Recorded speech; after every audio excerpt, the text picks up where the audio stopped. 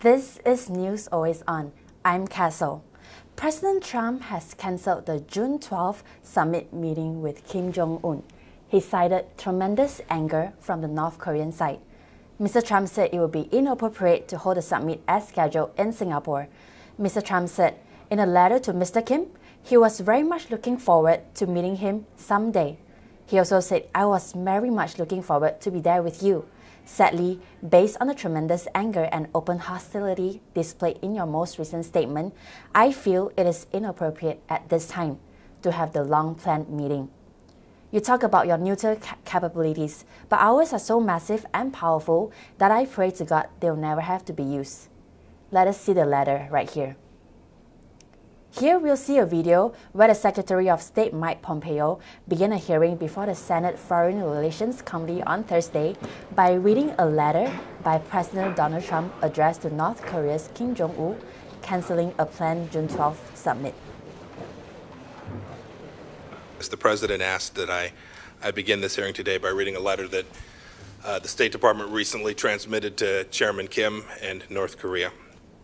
The letter is to Chairman Kim Jong Un, Chairman of the State Affairs Commission of the Democratic People's Republic of Korea, and it reads as follows. Dear Mr. Chairman, we greatly appreciate your time, patience, and effort with respect to our recent negotiations and discussions relative to a summit long sought by both parties, which was scheduled to take place on June 12th in Singapore. We are informed that the meeting was requested by North Korea, but that to us is totally irrelevant. I was very much looking forward to being there with you. Sadly, based on the tremendous anger and open hostility displayed in your most recent statement, I feel it is appropriate at this time to have this long-planned meeting, or inappropriate, excuse me. I feel it is inappropriate at this time to have this long-planned meeting. Therefore, please let this letter serve to represent that the Singapore summit, for the good of both parties, but to the detriment of the world, will not take place. You talk about your nuclear capabilities, but ours are so massive and powerful that I pray to God they will never have to be used. I felt that a wonderful dialogue was building up between you and me, and ultimately is only that dialogue that matters. Someday, I look very much forward to meeting you. In the meantime, I want to thank you for the release of the hostages who are now home with their families. That was a beautiful gesture and was very much appreciated. If you change your mind having to do with this important summit, please do not hesitate to call me or write. The world, and North Korea in particular, has lost a great opportunity for lasting peace and great prosperity and wealth. This missed opportunity is a truly sad moment in history. Sincerely yours, Donald J. Trump, President of the United States of America. Thank you, Mr. Chairman. Thank you, sir. The art of diplomacy is a lot harder than the art of the deal. The reality is that it's pretty amazing that the administration might be shocked that North Korea is acting as North Korea might very well normally act. And while we applaud robust diplomatic efforts to try to denuclearize the Korean Peninsula, many of us were deeply concerned that the lack of deep preparation that is necessary before such a summit is even agreed to was not taking place. And now we see the consequences of that. And I'm not sure that constantly quoting the Libya model is the diplomatic way to try to get to the results that we seek in North Korea, because that didn't work out too well for Gaddafi. UN Secretary General Antonio Guterres said he was deeply concerned by the cancellation of the summit between U.S. President Donald Trump and North Korea's Kim Jong Un. Let us hear what he has to say.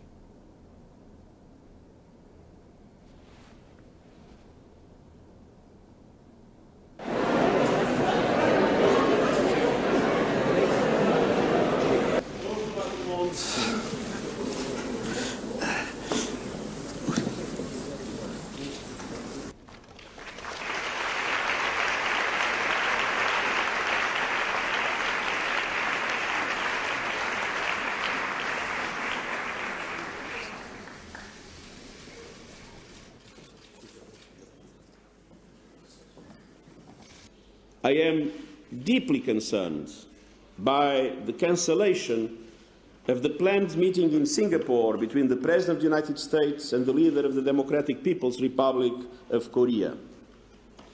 and I urge the parties to continue their dialogue, to find a path to the peaceful and verifiable denuclearization of the Korean Peninsula.